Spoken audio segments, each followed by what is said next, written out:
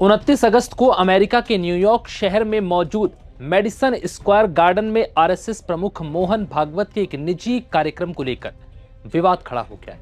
आखिर ये कौन सा कार्यक्रम है जिसका भारतीय मूल के अमेरिकी मेयर जोहरान ममदानी ने कड़ा विरोध किया? क्यों ममदानी ने इस आयोजन को भारतीय धर्मनिरपेक्ष के ताने बाने के खिलाफ बताया? अमेरिका में इस कार्यक्रम को लेकर खड़े हुए विवाद की मुख्य वजह क्या है पूरा मामला? आइए जानते हैं सब कुछ इस वीडियो में।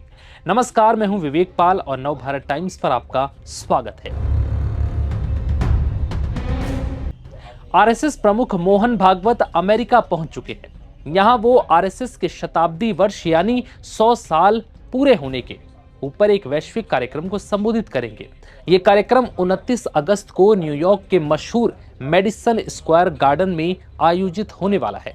इस कार्यक्रम का नाम यूनिवर्सल वननेस दिया गया, जिसके तहत मोहन भागवत करीब 5000 भारतीय प्रवासियों को संबोधित करेंगे। अब ये समझिए कि जोहरान ममदानी को इस कार्यक्रम से क्या आपत्ति है। देखिए, न्यूयॉर्क के मेयर जोहरान ममदानी के इस विरोध की सबसे प्रमुख वजह आरएसएस की विचारधारा है। ममदानी का कहना है कि मेरी मां का पूरा परिवार आज भी भारत में रहता है। उनकी मां ने उन्हें भारत की जो तस्वीर बताई और जिस भारत में वो बड़े हुए, वो एक बहुलवादी समाज और ऐसा धर्मनिरपेक्ष गणराज्य है जो हर भारतीय नागरिक की हिस्सेदारी पर विश्वास रखता है। ममदानी के मुताबिक भारत में हर व्यक्ति की उसकी पहचान, धर्म और पृष्ठभूमि के बावजूद बराबर जगह मिलनी चाहिए। उनका आरोप है कि आरएसएस से जुड़ा आंदोलन ऐसी बहिष्करणवादी सोच वाला लगता है जिसका वो विरोध करते हैं। इतना ही नहीं, ममदानी ने कहा कि उनका विरोध सिर्फ भारतीय अमेरिकी होने के नाते नहीं, बल्कि न्यूयॉर्क के मेयर के तौर पर भी है, क्योंकि न्यूयॉर्क में हर रंग, धर्म और आस्था के लोगों के लिए सम्मान है। इतना ही नहीं, इस कार्यक्रम को लेकर ममदानी ने दो बातें कही।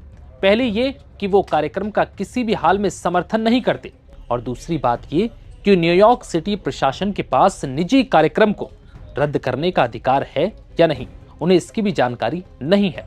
ममदानी ने मोहन भागवत के खिलाफ अपनी राजनीतिक और वैचारिक आपत्ति जरूर दर्ज कराई, लेकिन उन्होंने ये नहीं कहा कि शहर का प्रशासन इसे जबरन बंद करवा देगा।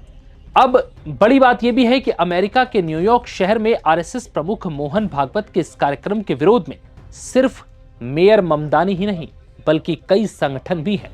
न्यूयॉर्क सिटी हॉल के बाहर कई इंटरफेथ और सिविल राइट्स संगठनों ने भी इस कार्यक्रम का विरोध किया।